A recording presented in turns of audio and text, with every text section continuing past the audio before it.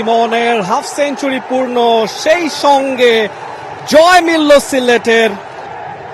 বলতে বলতেই ম্যাচটা শেষ হয়ে গেল। ছক্কা মারলেন পারভেজ ইমন এবং দলকে জয় এনে দিলেন একই সঙ্গে half century. That was A brilliant knock. 115 রানের টার্গেট ছিল, হাতে 3টে ওভার অলমোস্ট বাকি থাকতেই সেটা চেইজ করে নিয়েছে সিলেট টাইটান্স এবং কাঙ্ক্ষিত জয়টা মিলেছে 6 উইকেটের বড় ব্যবধানে। সিলেটের ক্রাউড এই মুহূর্তে ইলেকট্রিফাইং অ্যাটমসফিয়ার সিলেট আন্তর্জাতিক ক্রিকেট স্টেডিয়ামে। পারভেজ ইমন শুরুটা বেশ ভালো করেছিলেন।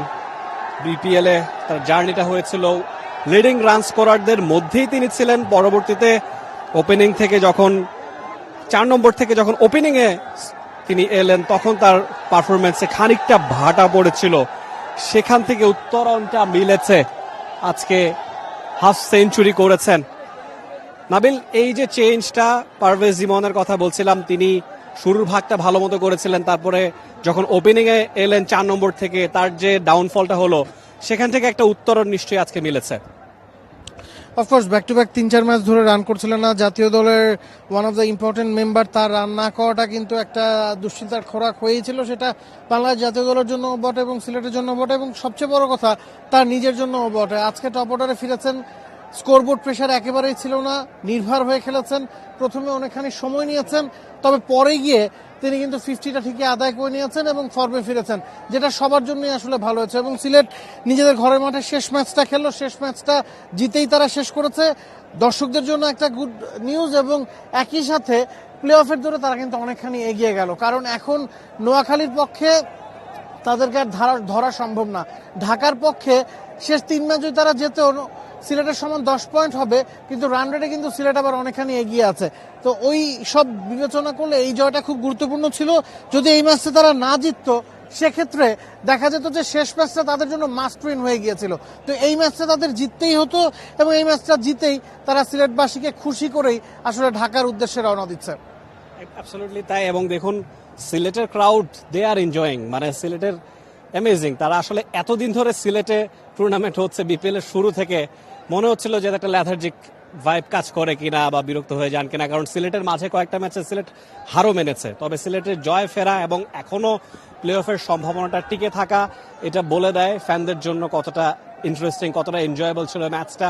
রংপুরকে তারা হারিয়েছিল এবং আজকে তারা আবার হারিয়েছে রংপুরকে, এবং সেই জায়গায় আমার কাছে মনে হয় যে সিলেটবাসীর জন্য একবারে সোনায় সোহাগা হয়েছে আজকে। অফকোর্স দর্শকরা আসলে খেলার প্রাণ এবং সিলেটের দর্শক কিন্তু সবসময় মাঠে আসে এবং সিলেটকে আলাদা একটা শক্তি যোগায়। গেল টুর্নামেন্টে তাদের ভালো হয়নি। আমরা এখন একটু সরাসরি চলে যেতে চাই। এই যে প্লেয়াররা একে একে আসছেন, তারা নিশ্চিতভাবেই দর্শকদেরকে অভিবাদনটা জানাবেন এবং যেভাবে করতালির মাধ্যমে সিলেট সিলেট ধ্বনিতে পুরো সিলেট স্টেডিয়ামটা জেগে উঠছে, এটাই কিন্তু আসলে বলে যে সিলেটে খেলা হলে মাঠে দর্শকরা আসেন, দর্শকরা সিলেটকে সাপোর্ট করেন। চট্টগ্রামে যদি খেলা হতো, চট্টগ্রামে আসলে দর্শক আসতো।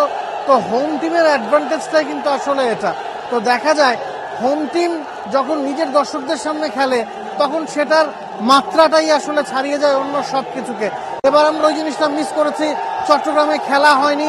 তবে দিন শেষে সিলেট দেখিয়ে দিল হোম অ্যান্ড অ্যাওয়ে ভিত্তিতে যদি খেলা হয় সেটার গুরুত্ব আসলে অনেক বেশি থাকবে। একদমই তাই। সিলেট পর্ব শেষ হচ্ছে অবশেষে এবং সিলেটের পারভেজ হোসেন ইমন আজকের ম্যাচের জয়ের নায়ক।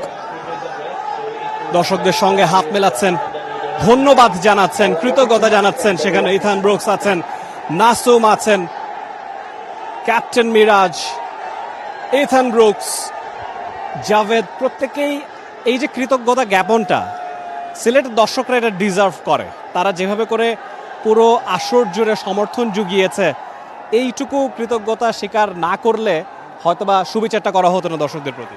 অবশ্যই সিলেটে আসলে এই জিনিসটা সবসময়, আমরা বলছিলাম যে চট্টগ্রাম এটা মিস করেছে, ঢাকাতে কিন্তু আবার ঢাকা যে পুরোপুরি সাপোর্ট পায় সেটা না। হ্যাঁ, তো ওই জায়গায় ঢাকা হয়তো একটু ব্যাড লাক তাদের। তবে ঢাকার পক্ষেও এখনও আসলে সিলেটের সাথে ফাইট করা সম্ভব এবং রংপুর যারা ব্যাক টু ব্যাক 3টা ম্যাচ হেরেছে তাদেরও কিন্তু দেয়াল এখন পিঠ থেকে যাচ্ছে। তো আপনাকে অন্তত 10 পয়েন্টে যেতে হবে। নিশ্চয়তা পেতে হলে প্লে অফের, সেক্ষেত্রে বাকি 2 ম্যাচের 1 ম্যাচ তাদের জিততেই হবে। আবার 1-2-এর রেসে তারা খানিকটা কিন্তু পিছিয়েও গেল, কারণ 10 পয়েন্ট এখন সিলেটের আছে, 10 পয়েন্ট চট্টগ্রামের আছে, 10 পয়েন্ট রাজশাহীর আছে, এবং তারা সবাই কিন্তু একটা অ্যাডভান্টেজ পাবে চট্টগ্রাম এবং রাজশাহী, তারা ম্যাচ কম খেলেছে। তো রংপুরের জন্য 1-2 হওয়াটা এখন কঠিন, এবং প্লে অফে যেতে হলেও তাদের অন্তত আরও একটা ম্যাচ জিততে হবে। ইকুয়েশনটা জানিয়ে দিলেন নাবিল, এবং সিলেট পর্ব দেখতে দেখতে একদম শেষ প্রান্তে আর একটা ম্যাচই বাকি আছে, খানিক বাদে শুরু হবে। নিশ্চয়ই দেখতে ভুলবেন না টি স্পোর্টসের পর্দায়। For more updates, subscribe to our YouTube channel and click on the bell icon. Follow us on Facebook and Instagram. Download T Sports app to enjoy exciting games and highlights. Visit tsports.com.